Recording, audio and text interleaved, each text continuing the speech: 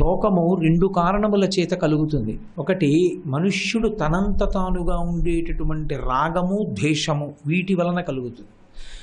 రాగము అంటే ఏదో ఒక వస్తువు మీద ఉండేటటువంటి విశేషమైన వ్యామోహం, దాన్ని పొందాలనేటటువంటి ఆతృత.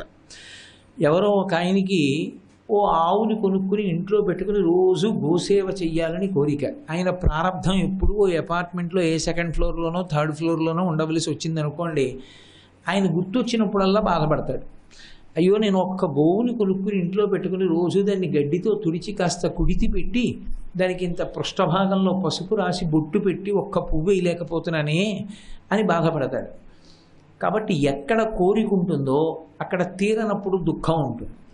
ఎక్కడ ద్వేషం ఉంటుందో, అంటే కోరికకి వ్యతిరేక పదం ద్వేషం, ఎక్కడ మనం ఇతరులను ద్వేషించే కారణం ఉంటుందో అక్కడ కూడా శోకం ఉంటుంది.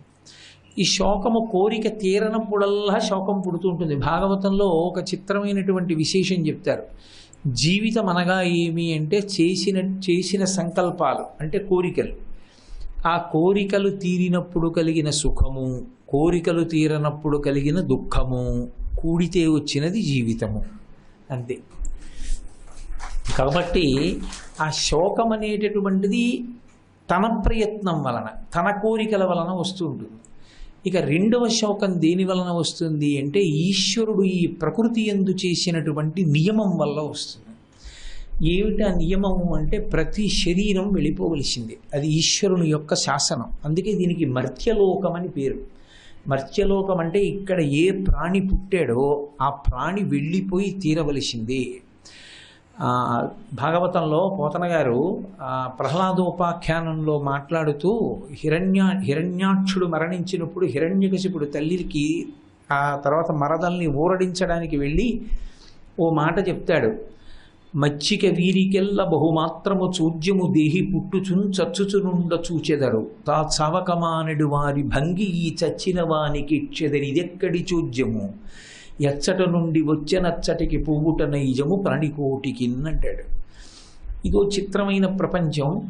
ఇందులో ఎవరూ ఉండిపోయేవాళ్ళు లేరు, అందరూ వెళ్ళిపోయేవాళ్ళే. మచ్చిక వీరికెల్ల బహుమాత్రము చూజ్యము దేహి పుట్టుచున్ చచ్చుచునుండ చూచెదరు తా చావకమానుడు వారి భంగి ఈ చచ్చిన వానికి ఇచ్చెదరు.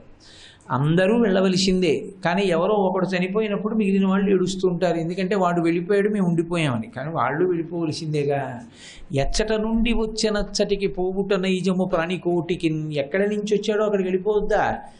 నేను హైదరాబాద్ వచ్చాను, ఉండిపోతానా ఏమి? వెళ్ళిపోతాను మళ్ళీ కాకినాడ వెళ్ళిపోయిన వాడిని కాకినాడలో ఉండిపోతానా ఏమి? 10 ఏళ్ళు కాకపోతే 15 ఏళ్ళు కాకపోతే 20 ఏళ్ళు. నేడో రేపటికో కాదేని ఈనాటికో అంటాడు దుర్జటి. అలా ఎక్కడి నుంచి వచ్చానో మళ్ళీ అక్కడికి వెళ్ళిపోవలసిందే. కాబట్టి ఎచ్చట నుండి వచ్చనచ్చటికి పోవుట నైజము ప్రాణికోటికి. ప్రకృతి యందు ఈశ్వరుని యొక్క శాసనం.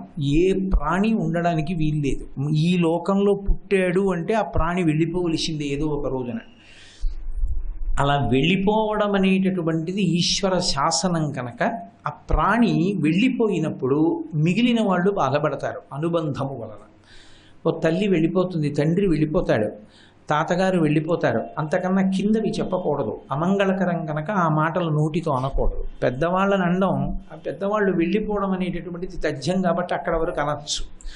కాబట్టి వెళ్ళిపోవడం అనేటటువంటిది జరుగుతుంది, కానీ అనుబంధం అనొకటి ఉంటుంది. అమ్మని మించినటువంటి రూపం లోకంలో ఇంకోటి ఉండదు. రాశీభూతమైనటువంటి ఆప్యాయత అమ్మంటే. అటువంటి అమ్మ వెళ్ళిపోయినా, నాన్నగారు వెళ్ళిపోయినా, తాతగారు వెళ్ళిపోయినా ఏడుస్తాడు, శోకాన్ని పొందుతాడు.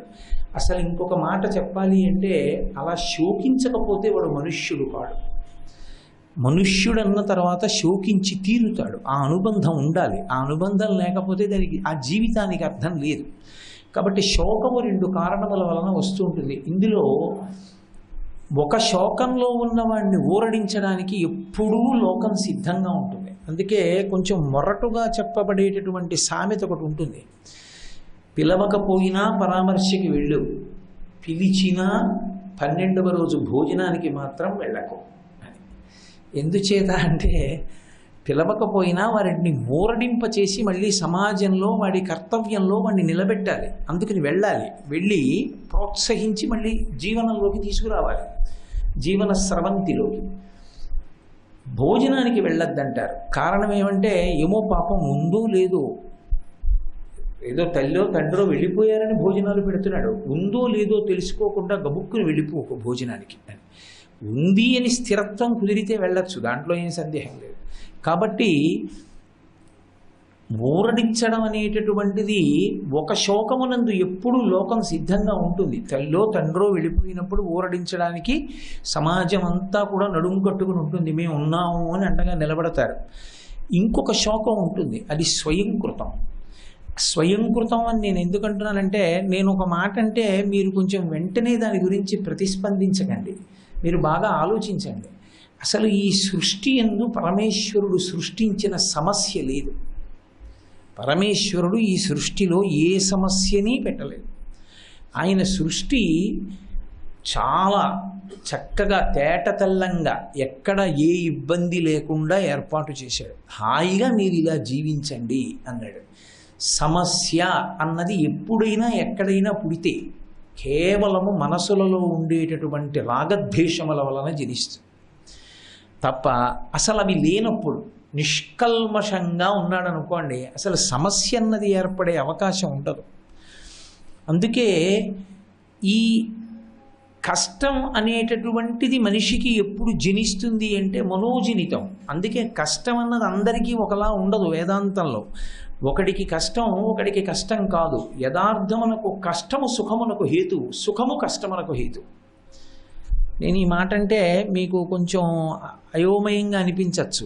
కష్టం ఎక్కడుందో అదే సుఖానికి కారణమవుతుంది, ఏది సుఖమో అదే కష్టానికి కారణమవుతుంది. నేను మీకు తేలిగ్గా అర్థమయ్యేటట్టు చెప్పాలి అంటే, నేను ఉదయిస్తున్న సూర్యబింబాన్ని చూడాలి అనుకున్నాను. నడుస్తూ వస్తున్నాను, ఒక పెద్ద చెట్టు అడ్డొచ్చింది. అరే రే ఈ చెట్టు అడ్డొచ్చిందిరా, సూర్యబింబం కనపట్టలేదనుకున్నాను. గాలి వేసి చెట్టు కొమ్మలు ఇలా పక్కకి వెళ్ళాయి. ఇప్పుడు నాకు సూర్యబింబం కనపడింది. సూర్యబింబం కనపడడానికి ఏది కారణం? ఆ కొమ్మలే, అవి పక్కకి వెళ్ళడమే. ఆ వెళ్ళిన కొమ్మలే కాసేపు ఆగి మళ్ళీ అడ్డొస్తాయి. ఇప్పుడు మళ్ళీ ఎవరు దుఃఖానికి కారణం? ఆ చెట్టు కొమ్మలే. ఏది సుఖానికి కారణమో అదే దుఃఖమునకు కారణము. ఎందుచేత అంటే దేని వలన ఎక్కువ సుఖాన్ని పొందుతావో అదే ఎక్కువ దుఃఖానికి కూడా కారణమవుతుంది. కారణం ఏంటంటే దాని మీద అంత అభిమానం ఏర్పడిపోయింది కాబట్టి, అది సృష్టిలో వెళ్ళిపోవడం జరుగుతుంది కాబట్టి, అది వెళ్ళిపోయిన నాడు నువ్వు దాన్ని తట్టుకోలేక విశేషమైన శోకానికి గురవుతాడు. రెండు, మనం గత జన్మలలో చేసిన పాపపుణ్యములు ఉంటాయి, అవి ఈ జన్మలో సుఖదుఖములుగా అనుభవంలోకి వస్తాయి. దేవీ భాగవతంలో వ్యాసుడు అంటాడు, కాలోహి బలవాన్ కర్త సతతం సుఖదుఖయో నరాణం పరతంత్రాణం పుణ్యపాపానయోగత అంటాడు. ఏదో గతంలో చేసిన పాపం పుణ్యం ఉన్నాయి, అటువంటి వారికే మర్త్యలోకంలో జన్మనిస్తారు. ఎవరికి తెలుసు? ఒక్క పరమేశ్వరుడికే తెలుసు, మనకి తెలియదు.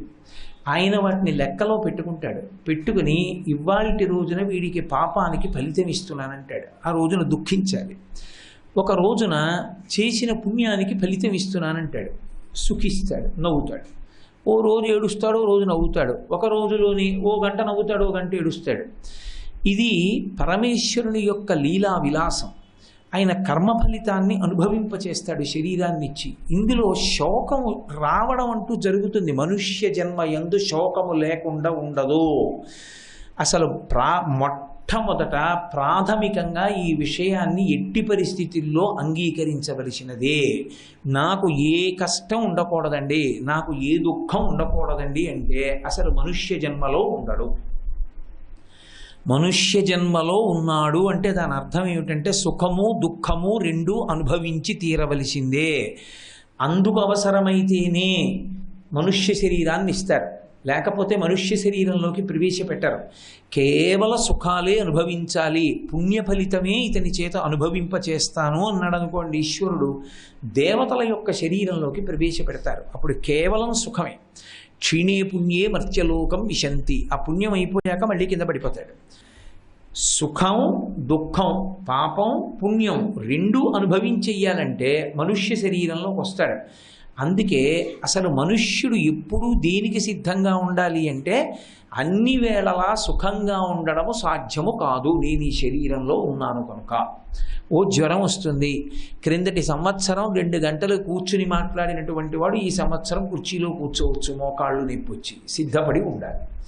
ఎందుకని అంటే శరీరం కాబట్టి, శరీరం వలనే దుఃఖం అనుభవింపచేయాలి కాబట్టి ఈశ్వరుడు ఏదో గత జన్మల్లో చేసిన పాపం పోవడానికి ఓ మోకాళ్ళు నిప్పెట్టేటట్టుగా చేసి ఆ పాపాన్ని అక్కడతో తీసేస్తారు. అంతే తప్ప ప్రతి చిన్న విషయానికి కూడా అయ్యో నాకు దుఃఖం ఏమిటండి, నాకు దుఃఖం ఏమిటండి, నాకు దుఃఖం ఏమిటండి అనుకున్నవాడు అసలు జీవితంలో ఏదీ సాధించలేడు. ఎందుచేత అంటే కుండలో నీళ్లు ఎందుకు పోస్తారు? చల్లగా ఉండాలి కాబట్టి పోస్తారు. నీళ్లు వేడిగా ఉంచుకోవాలనుకున్నవాడు కుండలో ఎందుకు పోస్తాడు? కుండలో పోయిడు, ఎండలో పెడతాడు. కుండలో పోసిన నీరు చల్లగా ఉండాలనుకున్నట్టే ఈ కుండలోకి ఈశ్వరుడు ప్రవేశపెట్టాడు అంటే సుఖదుఖములు రెండూ అనుభవింపచేయడానికే ప్రవేశపెడతాడు. కాబట్టి దుఃఖస్పర్శ లేకుండా ఏ మనుష్యుడు ఉండడు. ఆ వచ్చేటటువంటి దుఃఖం, ఆ వచ్చేటటువంటి శోకం అకస్మాత్తుగా వస్తుంది. ఒక్కొక్కసారి ఏదో తెలిసి చెప్పి ఈశ్వరుడు ఇవ్వడు పాపానికి ఫలితాన్ని. కానీ రామాయణంలో వాల్మీకి మహర్షి ఒక అద్భుతమైనటువంటి ప్రతిపాదన చేయించారు. అయోధ్యకాండలో కౌసల్యాదేవి చేత చెప్పించారు ఈ మాట. శోకో నాశయితే ధైర్యం, శోకో నాశయితే శృతం, శోకో నాశయితే సర్వం, నాస్తి శోక సమోరిపు. ఆ శ్లోకానికి అర్థం ఏంటంటే శోకో నాశయితే ధైర్యం, ఎంతటి ధైర్యవంతుని యొక్క ధైర్యాన్ని కూడా నాశనం చెయ్యగలిగినది ఇది అంటే శోకమే, దుఃఖమే. శోకో నాశయితే ధైర్యం, శోకో నాశయితే శృతం. శృతం అన్న మాటకి శృతి అంటే వేదం, వేదము అంటే శాస్త్రము. నేర్చుకున్నది ఏది విన్నాడో ఆ విన్నటువంటి శాస్త్రం అంతా మర్చిపోతాడు. ఎప్పుడంటే శోకమునకు బాగా వశుడైపోయినప్పుడు. శోకం వచ్చి శోకానికి తాను వశుడు కాకుండా అనుభవించడం వేరు. శోకానికి తాను వశుడైపోయాడు అనుకోండి, ఇక ఏమీ అదుపులో ఉండవు. శోకానికి వశుడు కాకుండా శోకానుభవంలో ఉన్నాడు అనుకోండి, పర్వాలేదు, అప్పుడు ప్రమాదం ఏం రాదు. శోకానికి బాగా వశుడైపోయాడు అనుకోండి, చాలా తీవ్రమైన ప్రమాదానికి వెళ్ళిపోతాడు. శోకో నాశయితే శృతం, శోకో నాశయితే సర్వం. శోకము సర్వాన్ని నాశనం చేసేస్తుంది. నాస్తి శోక సమోరిపు. అది దాని స్వభావం ఎందుకయింది అంటే, శోకము యొక్క స్వభావం ఏమిటి అంటే ఎవడు దానికి వశుడవుతాడో వాణ్ణి నాశనం చేయడమే దాని లక్ష్యం. అందుకే శోకము రిపు శబ్దం వేశారు వాల్మీకి మహర్షి, శత్రువు అని పిలిచారు. అది చాలా ప్రమాదకరమైనది సుమా. శోకమునకు నువ్వు వశుడవైపోతే ఎంత ప్రమాదకరమైన స్థితికైనా పెడతావు. మీరు చూడండి, మీకు తేలిగ్గా అర్థం అవడానికి నేను ఒక్క మాట చెప్తా. విశేషంగా శోకానికి వశుడైపోయిన వాడు 2 మాటలు అంటాడు. ఒకటి చంపేస్తానంటాడు అవతల వాడిని. అంటే తన శోకానికి వాడు కారణం అనుకున్నాడు అనుకోండి, వాడిని చంపేస్తానంటాడు. లేదా ఇక తాను ఆ శోకాన్ని తట్టుకోలేననుకున్నాడు అనుకో, నే చచ్చిపోతానంటాడు. ఈ 2 దూష్యములే. ఈ 2 మాటలు నరజన్మలో అనకూడదు. నేను మీతో ఒక మాట మనవి చేస్తాను. ఆమరణ నిరాహార దీక్ష సంకల్పము మహాపాపము. తనని తాను చంపుకునేటటువంటి అధికారం శాస్త్రంలో లేదు. ఇది నువ్వు సృజించుకున్నది కాదు, ఈశ్వరుడు సృజించింది. ఇది ఈశ్వరుడు ఎందుకు ఇచ్చాడంటే గత జన్మలలో చేసుకున్న పాపపుణ్యాలు దీనితో అనుభవించేయమని ఇచ్చాడు. అందుకే మహాత్ముల యొక్క వేదాంత ధోరణి వేరుగా ఉంటుంది. కంచికామకోటి పీఠాధిపత్యం వహించిన ప్రాతస్మరణీయులు మహాపురుషులు చంద్రశేఖరేంద్ర సరస్వతి మహాస్వామి వారికి పూర్వాశ్రమంలో ఒక్కతే చెల్లెలు. ఆ చెల్లెలు కటిక దరిద్రంలో ఉండేవారు. ప్రపంచమంతటా ఉన్న వాళ్ళందరూ ఆయన శిష్యులే. వారు వృద్ధాప్యంలో ఉండగా నడిచి వస్తుంటే అన్ని వాహనాలు ఆపేసి రహదారులకి 2 పక్కల నేల మీద పడిపోయేవారు ఆయనకి నమస్కరిస్తూ. ఒకప్పుడు వచ్చి అడిగారు, మీ చెల్లెలు ఇంత దరిద్రంలో ఉన్నారు, మీరు ఒక్కసారి అంటే మేము ఆమెకి ఆర్థిక పరిపుష్టిని చేకూరుస్తాం. ఆయన కళ్ళు మూసుకొని కాసేపు ఆలోచించి అన్నారు, వద్దు, ఈ జన్మలో అనుభవించేనివ్వండి అన్నారు. మీరు ఒక్కటి ఆలోచించండి, గత జన్మలో చేసిన పాపం ఏదో ఉంది. ఆ పాపం పోవాలి. ఎలా పోతుంది? అనుభవంతో పోతుంది. అనుభవించేస్తే పోతుంది. ఎవరో ఒకడు తప్పు చేశాడు, వాడిని తీసుకెళ్ళి కారాగారంలో పెట్టారు 3 నెలలు, పోయింది అక్కడితో వాడు చేసిన దోషం. వదిలిపెట్టేస్తారు బయటికి. అలాగే మనం పెట్టుకున్న తీరు ఎలా ఉంటుందో పరమేశ్వరుడు పెట్టిన శాసనం అలాగే ఉంటుంది. గత జన్మలలో చేసిన పాపాన్ని పోగొట్టుకోవడానికి ఇది ఒక సాధనం. దీంతో అనుభవిస్తే కానీ పోదు, ఇది అనుభవించాలి. ఇది అనుభవించాలి అంటే దీనికి రోగం అనొకటి వస్తుంది, రోగము చేత పోగొట్టుకుంటుంది. ఏదో బాధ కలగాలి, ఎవరో చాలా బాధపడిపోయి వేడిక్కిపోయేటట్టు ప్రవర్తించావు, ఓ 4 రోజులు నీకు జ్వరం వస్తుంది. ఇప్పుడు జ్వరం వచ్చింది అంటే ఒకడిని నువ్వు వేడెక్కించిన బాధ ఇప్పుడు పోయింది అని. అందుకే ఎవరికైనా ఏదైనా కష్టం వస్తే అయ్యో పాపం అంటారంటే గతంలో చేసిన పాపం ఇలా పోతోంది అని దాని అర్థం. కాబట్టి పాపం పోవాలన్నా పుణ్యం యొక్క ఫలితాన్ని అనుభవించాలన్నా ఒక సాధనం ఒకటి ఉండాలి జీవుడికి. ఆ సాధనము శరీరం.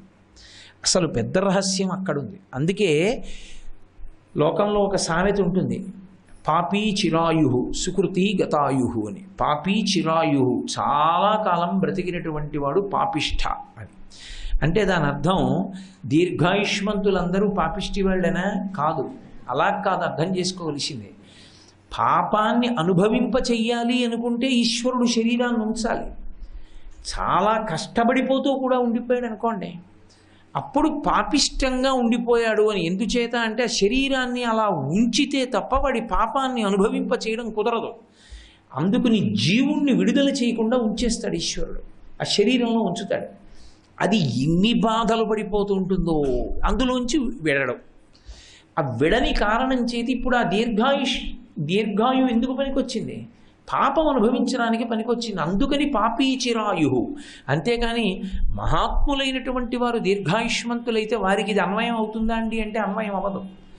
కాబట్టి శరీరము దేనికి ఉపకరణము అంటే సుఖదుఖములను అనుభవించడానికి ఈశ్వరుడిచ్చిన ఉపకరణం అయినప్పుడు దీన్ని కొన్ని కష్టాలు వస్తే యథార్థమునకు అదొక సంతోషకరమైనటువంటి విషయం. ఎందుకు సంతోషకరమైన విషయం అంటే గత జన్మలలో చేసుకున్న పాపం నశించిపోతుంది అక్కడతోటి.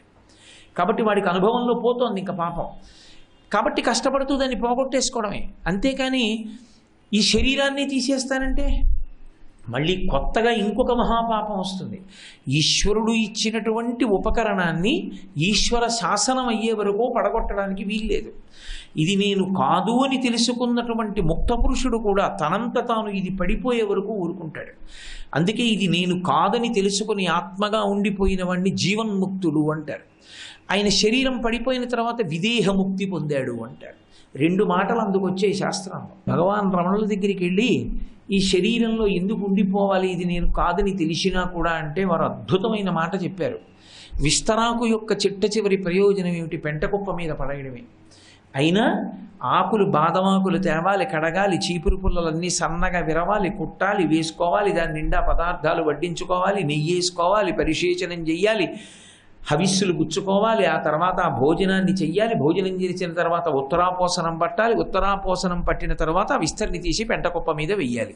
అంతేకాని విస్తరాకు ప్రయోజనం పెంటకుప్ప మీదకి వెళ్ళడమని భోజనం చేయకుండా పుట్టిన విస్తరాకులన్నీ పట్టుకెళ్ళి పెంటకుప్ప మీద వేస్తున్నావా? వేయట్లేదు. విస్తరాకు ప్రయోజనం ఎటువంటిదో ఈ శరీరము యొక్క ప్రయోజనం అటువంటిది. దీనితో అనుభవించి, అందుకే దీనికి ఋతుమంతమని పేరు. దీనితో అనుభవించి కష్టం సుఖం అనుభవించి వైరాగ్యం అనేటటువంటి సుఖం వైపుకి అడుగులు వెయ్యాలి. అప్పుడు ఇక ఏది వచ్చినా సంగమును పొందడు. అందుకే వైరాగ్యానికి ఉదాహరణగా దేన్ని చెప్తారు అంటే గాలిని చెప్తారు. గాలి మల్లెపందిరి మించి ఎడుతుంది, మల్లెపూల సంగం తగులుతుంది, అబ్బా సువాసన అంటారు, గాలి పొంగిపోదు. అలా వెడుతుంటే ఒక కుక్క యొక్క కళేబరం మించి వెడుతుంది, వెళ్ళినప్పుడు అబ్బా దుర్వాసన అంటారు, గాలి బెంగపెట్టుకోదు, దేని మించైనా వెళ్ళిపోతుంది. దేనితోటి గాలికి సంగం ఉండదు.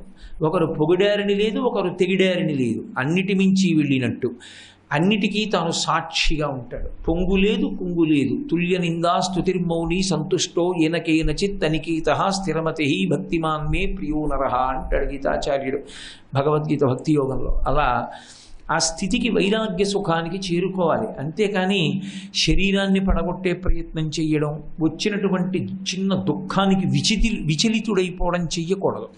అలా చేస్తే శోకానికి వశుడయ్యాడా, ఎంత శోకం అన్న దానితో సంబంధం ఉండదు.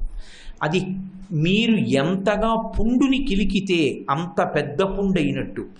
ఎంత చిన్న కారణానికి వచ్చిన శోకాన్నైనా భూతద్దం మనసు కాని పట్టుకుందా అది చాలా పెద్ద శోకం కింద మారిపోతుంది. తట్టుకునే శక్తిని శాస్త్రాన్ని ఆధారంగా చేసుకొని, ధర్మాన్ని ఆధారంగా చేసుకొని పొందాలి మనిషి. అది చాలా అవసరం. లేకపోతే ఏమవుతుందంటే మహాపాపములన్నీ దీంట్లోంచి వస్తాయంటే శోకమునకు వశుడైపోవడం వల్లే వస్తాయి. మీరు చూడండి, సాధారణ స్థితిలో పాపం చేయడు. పాపము చెయ్యడానికి కారణం ఎక్కడి నుంచి వస్తుందంటే శోకము నుండే వస్తుంది. కోపం ఎందుకు వస్తుంది అంటే శోకంలోంచే వస్తుంది. బాధలోంచి కోపం వస్తుంది. కోపం వలన ఎంత తప్పైనా చేస్తాడు.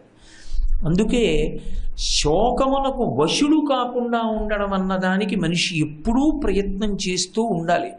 అలా చేసే ప్రయత్నంలో ధార్మికంగా, అంటే దేహానికి వచ్చేటటువంటి కష్టాలు, ఇతరమైన కష్టములను వాటిని గత జన్మలలో చేసుకున్న పాపములు క్షయమవుతున్నాయన్న భావనతో అనుభవించడం ఒకటి. 2, శోకం వచ్చినప్పుడు ఈశ్వరుడికే మొరపెట్టుకోవడం రెండో మార్గం. నేను దీన్ని తట్టుకోలేకపోతున్నానని ఆయనకి చెప్పుకోవడం పరమోత్కృష్టమైన మార్గం. ఎంతమందికి చెప్పినా ఉపయోగం ఉండదు. ఒక్క ఈశ్వరుడికి చెప్తే ఆయన ఆదుకుంటాడు. అదే భాగవత ప్రతిపాదన. కడుపులో ఉన్నటువంటి శిశువు మీద బ్రహ్మశిరోనామకాస్త్రం వేశాడు అశ్వత్థామ. పక్కన మామగారులు ఉన్నారు 5, ధర్మరాజు, భీముడు, అర్జునుడు, నకులుడు, సహదేవుడు. అయినా సరే ఉత్తర వాళ్ళ కాళ్ళ మీద పడలేదు. తిన్నగా వెళ్ళి కృష్ణ భగవానుడి కాళ్ళ మీద పడి అయ్యా, నీ మేనల్లుడు కడుపులోన హతుడగుటయు చూసి అంది. నీ మేనల్లుడు చచ్చిపోతున్నాడు లోపల, నువ్వు అలా నించుంటావే, కాపాడంది. భగవంతుడికి చెప్పుకుంది. వెంటనే ఆయన లోపల ఉన్నటువంటి పిండాన్ని కాపాడాడు. పరమేశ్వరుడు చెయ్యలేనిది ఉండదు. అందుకే శరణాగతి అన్నమాట అక్కడ వచ్చింది. ఈశ్వర, నేను పాపం చేశాను ఖచ్చితంగా, అందులో సందేహం లేదు. నేను చెయ్యని పాపం ఉండకపోతే నువ్వు నాకు దుఃఖం ఎందుకు ఇస్తావు? ఇప్పుడు నేను ఈ దుఃఖం అనుభవించలేకపోతున్నాను. చేసిన తప్పు నాదే. ముందు దోషాన్ని అంగీకరించాలి ఈశ్వరుడి దగ్గర. అందుకొచ్చింది అజ్ఞానినా మయా దోషాన్ అశేషాన్ విహితాన్ హరే క్షమస్వత్వం క్షమస్వత్వం శేషశైల శిఖామణి. అది నోటితో చెప్పేది కాదు, మనసు చేత ఆవిష్కరించేది. అజ్ఞానినా మయా దోషాన్ అశేషాన్ విహితాన్ హరే. 1, 2 అశేషాన్, ఎన్ని తప్పులు చేశాను. విహితాన్ హరే, నేను ఏం చెప్పగలను? క్షమస్వత్వం క్షమస్వత్వం, నన్ను క్షమించు క్షమించు క్షమించు. ఆ బాధ తట్టుకోలేక ఈశ్వరుడికి విజ్ఞాపన చేసుకుంటే ఈశ్వరుడు రక్షిస్తాడు. ఎందుకు రక్షిస్తాడంటే ఆయనకు లక్షణం ఉంది. నమః శివాభ్యాం అశుభాపహాభ్యాం. అరేరే, వీడు తట్టుకోలేకపోతున్నాడు రా, తప్పు చేశానని ఒప్పుకున్నాడు. నా పాదాల మీద పడి క్షమార్పణ అడిగాడు. చేసిన పాపం ఫలితంగా వచ్చినప్పుడు ఎంత బాధ ఉంటుందో తెలుసుకున్నాను, ఇక చెయ్యనంటున్నాడు. కాబట్టి నేను క్షమిస్తానని ఆ పాపము యొక్క ఫలితాన్ని తగ్గించేస్తాడు. అలా తగ్గిస్తాడు కాబట్టి పాము కరవవలసిన చోట చీమతో కరిపించి వదిలిపెడతాడు. ఆపదామపహర్తారం దాతారం సర్వసంపదాం లోకాభిరామం శ్రీరామం భూయో భూయో నమామ్యహం. ఆపద అంటే మనకి తెలియకుండా వచ్చి పడిపోతున్నది, వాటిని తీసేస్తాడు. వాటి స్థానంలో ఆపదామపహర్తారం దాతారం సర్వసంపదాం. ధాతారం కాదు, దాతారం. అక్కడ ఆపదలను తీసేసి దాని స్థానంలో సంపదలను ఇస్తాడు. ఎప్పుడు? అసలు నేను ఖచ్చితంగా పాపం చేసి ఉన్నాను, లేకపోతే నేను మనుష్య జన్మలోకి రాను.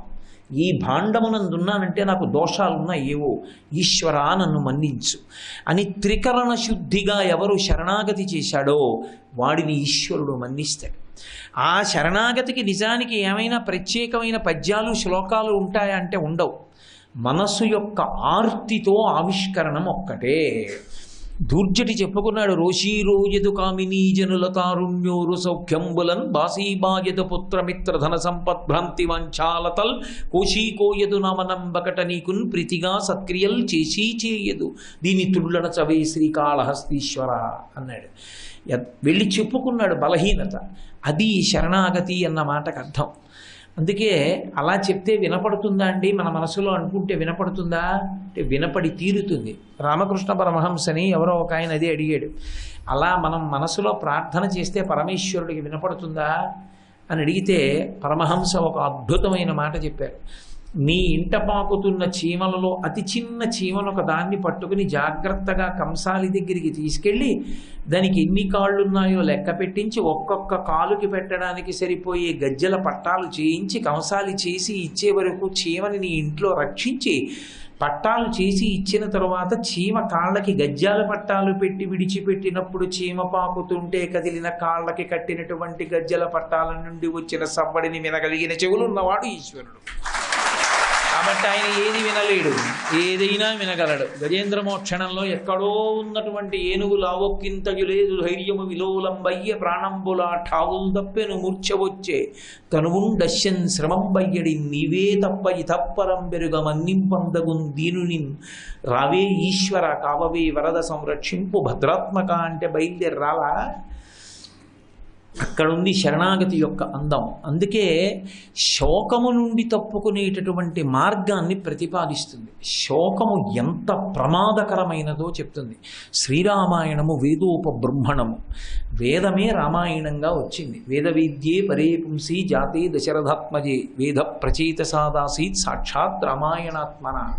వేదమే రామాయణంగా వచ్చింది కాబట్టి వేద హృదయాన్ని శ్రీరామాయణం ఆవిష్కరిస్తుంది. ఒకానొక సందర్భంలో కౌసల్యాదేవి ఈ శ్లోకం చెప్పవలసి వచ్చింది. ఎప్పుడు చెప్పింది ఈ శ్లోకం అంటే ఆవిడ చెయ్యకూడనంతటి మహాపాపాన్ని చేశాక చెప్పింది ఈ శ్లోకం. కానీ ఆమె పాపము ఆమె యొక్క పశ్చాత్తాపము వలన పరమేశ్వర స్వరూపుడైన భర్త యొక్క అనుగ్రహము వలన పోయింది అక్కడతో. శ్రీ ఉమామహేశ్వర పరబ్రహ్మార్పణమస్తు. స్వస్తి.